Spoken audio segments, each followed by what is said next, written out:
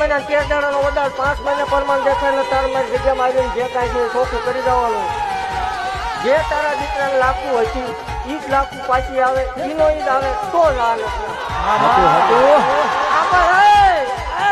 મારા મંડાણની કાવે નાગને ભાગતી જાઉં છું હોય ભલામણા અને ઈ આવે એમ નહીં.